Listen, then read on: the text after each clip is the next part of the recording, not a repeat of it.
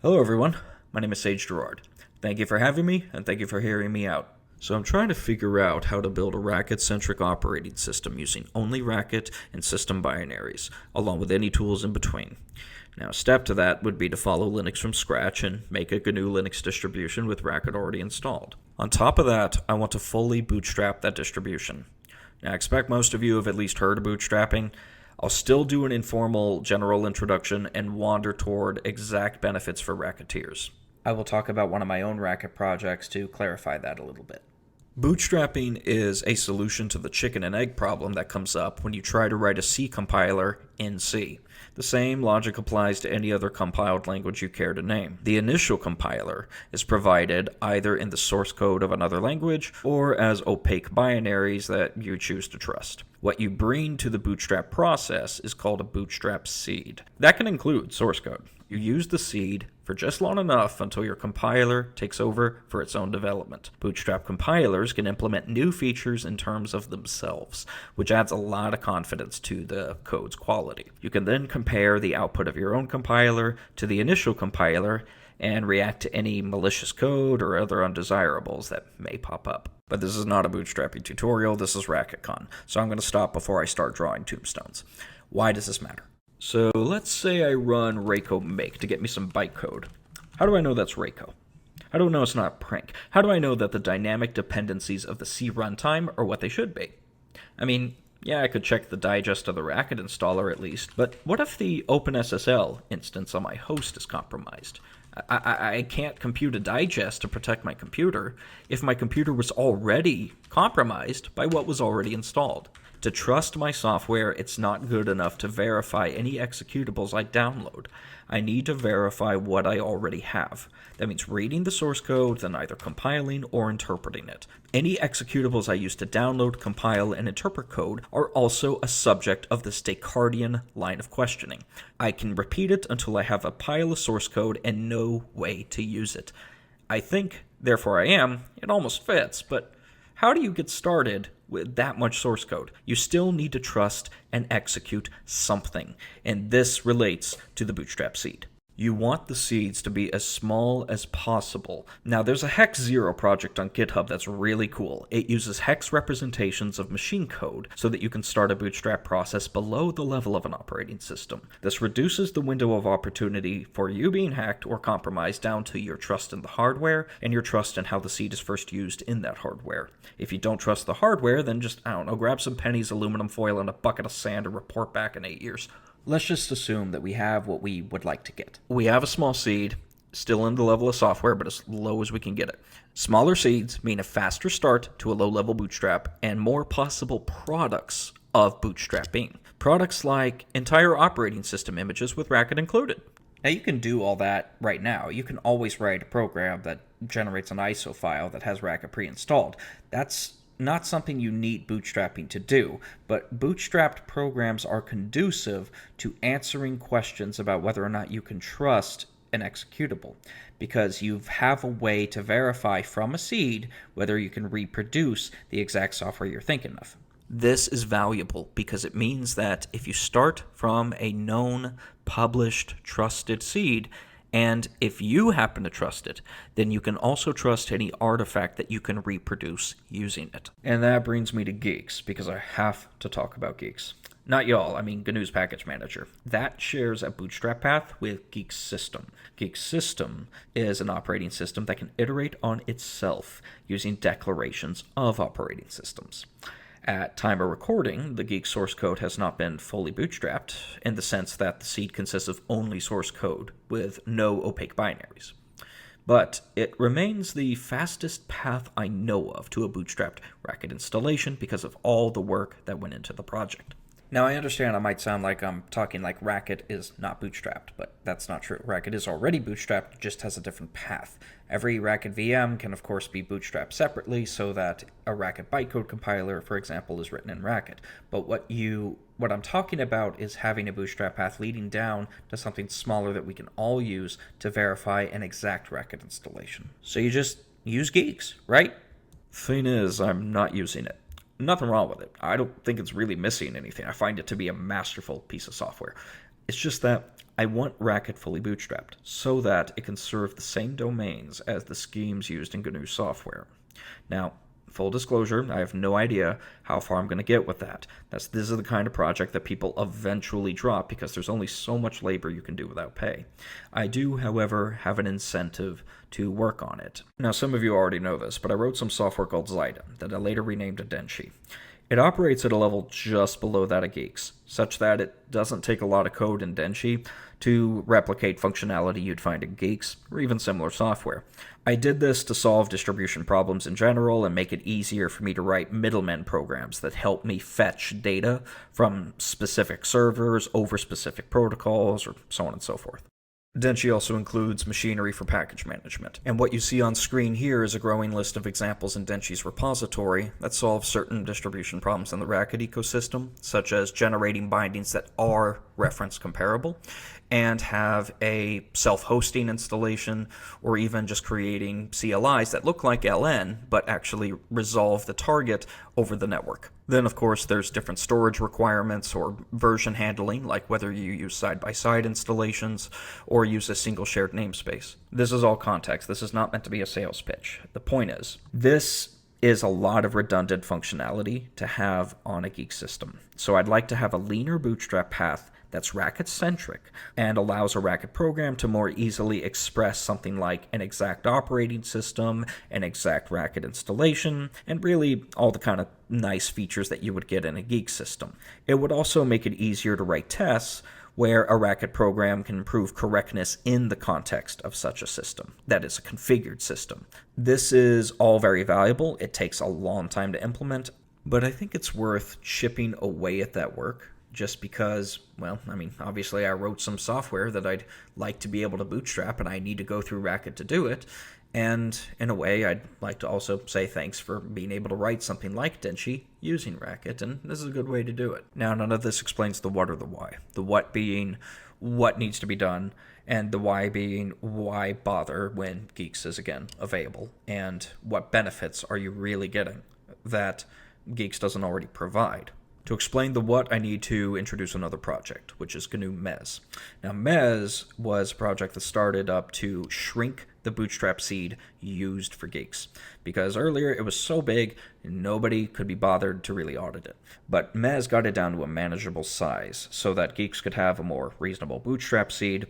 But the thing is, Mes is so Geek-centric that you cannot really have a Bootstrap path to something other than a Geek system. At least that's the impression I get. Correct me if I'm wrong, but I looked at the code and it looks like if you're using Mes, you're doing something with Geeks. So here's what I've done. I went to the Geeks developers and I asked them, what was it like to build a Geek system? I phrased it as a more general, how'd you build a GNU Linux distribution question, but I got some great discussion out of that. Now, before I start getting into these emails, thank you to Philip McGrath, Christine Weber, Matthew Flatt, and anybody else that's on these threads, because without you, I would not be able to deliver this speech.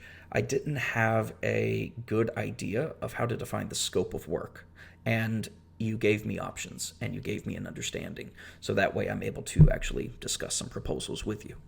Anyway, back to it. I went over to the Mes developers and I asked, well, okay, how would I repurpose this for a Racket-centric Bootstrap path? And I got pointed to a branch that is in a good position to delete Geeks and delete even Guile. That's the scheme that the GNU project uses as an extension language. Now, if you get rid of Guile, and if you make Mes and Racketboot agree on a language to use, then you hit a Bootstrap path. Thing is, I don't actually know the scope of work of this. That's what I'm trying to figure out. Right now, I am specifically trying in the delete Geeks part of this endeavor.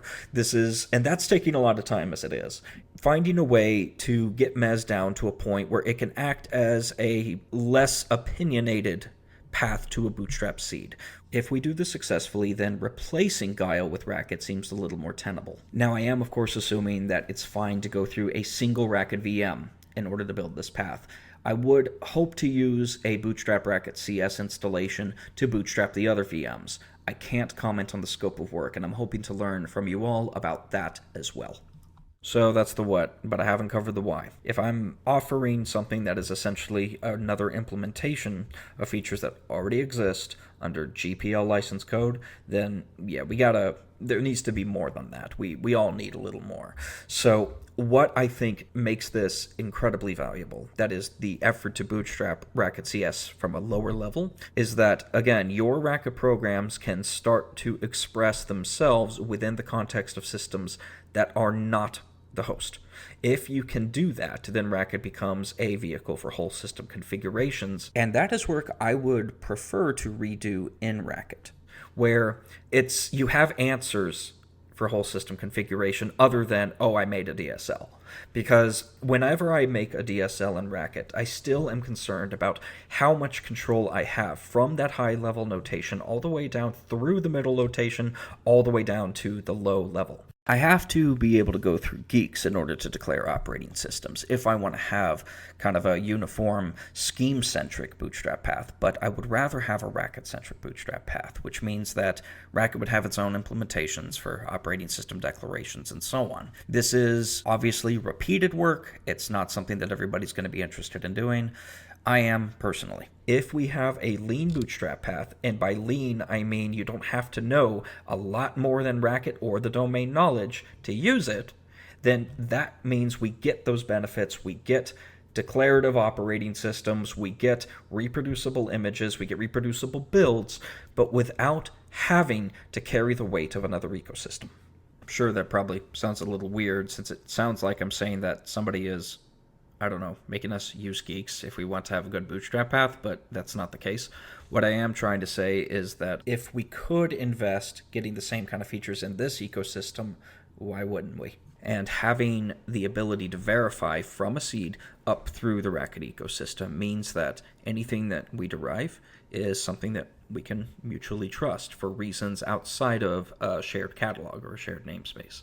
I noticed that the Racket installers have never really had official signatures on the download page. Well, if you can reproduce exact Racket installations from a seed, then that gives us a verification path without necessarily needing release signatures. I would still like them personally, but if that's an operational challenge, at least this part of an auditing path can be offered for those who want that additional layer of verification. I can go down a list of possibilities, but really, the core of my point is that I'm seeing a lot of investment in ecosystems that aren't Racket, particularly Geeks, in order to make the most of using Racket. That is both a valid and a valuable contribution. I just personally don't want to do it. I've invested heavily enough in Racket that I would like to kind of close the loop and start to configure my systems using it. I don't believe that the kind of features that we would lean on in Geeks or even other ecosystems, I don't think that they're that distant because of what Racket is. And what Racket is a way to explore different domains through the use of other languages. It seems weird to have something that powerful, but then lean on a whole different ecosystem and a whole different technology in order to gain the benefits of a domain. Now that brings me all the way back to talking about my bias, because I can sit here and say, oh, don't use Geeks, and still admit earlier that I have software that just operates just under it. I mean, I couldn't be more obvious, so let me explain that a little bit more. Denshi is not bootstrapped, and I need to bootstrap it through Racket, and I need to have a seed that can take me through that path. I can do that through Geeks, but I don't want to have to learn Geeks on account of the redundant functionality I mentioned earlier. Interestingly enough, I suspect I'm also not the first to say it on account of an email on the Geeks mailing list claiming that other people have tried to remove Geeks from a bootstrap path and have failed. And that is why I am walking into this assuming that this is going to be really hard and I'm going to need help. It's better if I can describe what I'm trying to do. If I get to a bootstrapped operating system, then on first boot, I'd like to replicate functionality that I can find within Geeks in few lines of code, instead of having an entire package manager that acts as a middleman to bring me whatever dependencies I ask for. The reason I want it this way is because I'm at the point in my life where I'm starting to notice that all of my computers are just basically mall displays, and every package manager and software shop and whatever, they're all just middleman programs. In my mind, pip env is the same as Netflix now. It's just a thing I run to get to the damn content I want. I don't want to care that it exists. I don't want to learn the interfaces. I'm tired. I just want to replicate the middleman functionality I need and make middlemen easy to reproduce on operating systems so that if somebody says, hey, I got a server and it's got this kind of content, and I'd be like, great, and then I just throw together a downloader or a package manager that operates on whatever the hell is on their server. That might sound like it's more trouble than it's worth, but that's why I try to simplify it. In my mind, every middleman program is one that sets up a transaction between you and some other entity. That's what makes it a middleman. But if you end up handling the receiving side of data yourself and you take responsibility for that, then it means that nothing can extend your system except things that are compatible with your software. That's better for end user consent and consumer rights for many reasons that I don't need to go into here. But I do know that if you have that, it would be great if you could tie that to a Bootstrap chain and audit it so that the claims actually mean something. You need something to make implementing the receiving end very easy, to the point that if a user doesn't even know how to do it, they can ask a friend to write it for them as a favor, and it can fit in an email. Since I have to bootstrap using Racket anyway, then I don't really understand why I would introduce Geeks when I start writing system-level code in the process. But just because I'm replicating some of the functionality you see in Geeks does not mean that the results will be the same. Bootstrapping has very different effects depending on its destination. So what does that mean? If you bootstrap a Geek system, you can use it to bootstrap another Geek system. If you bootstrap a Denshi system, you could either bootstrap another Denshi system or whatever code you use as a package manager. What I need right now is somebody to help me adapt Mes for use with Racket Boot. See, one, if it's possible, because I'm not done, and I still need to hook some things up, but I still would also like to see if we can find an agnostic approach so that if somebody else wants to adopt Mes for their own ecosystem, they don't have to do as much work as we do. Now at this point, I have no sponsorship, and I am not getting paid for any of the stuff I've already done or am doing, so if you work with me, you're not getting paid either. I do want that to change, though. If the scope of work is as large as I'm suspecting it's going to be for the kind of experience I'm hoping you agree would be pretty nice for a Racket-centric operating system, then we're going to need to figure out a way to get sponsorship and make it so that anybody who's working on the project, part-time, full-time, hourly, on retainer, doesn't matter. If they need to get compensated to make it happen, then I would love to find a way to make that happen for them. But that requires sponsorship, and I got to be honest with you folks, I have no idea what that means. I have no idea what it's like to get sponsors for software development, and I would love to learn, but it's very much something I have not focused on because I've already been very heads down on the implementation details. But with that, it's time to wrap up. I started by explaining bootstrapping, very briefly, very informally. I discussed some options for bootstrapping Racket CS, in particular to the same bootstrap seeds used in the GNU project through Mes. I don't believe this is a reason to use Geeks, because we can invest in the Racket ecosystem from that point. Ever since I started using Racket, I've been trying to find ways to improve it without necessarily adding more to learn other than Racket and the domain knowledge at play. That, to me, is the best way to exercise language-oriented programming, because once you learn a DSL, you still don't have to learn something other than Racket or the knowledge required to understand the DSL. If it becomes important to use a C API through your VM, then I would like to be able to do so without needing to know more than the toolchain used to build Racket, without needing to know Geeks in order to go further down to system-level concepts. I would hope we would produce programs where Racket can start from a bootstrap seed and declare yet another Racket program and yet another Racket installation in the context of an exact system it controls and verifies using code we trust. If you are interested in participating in this project, please, by all means, let me know.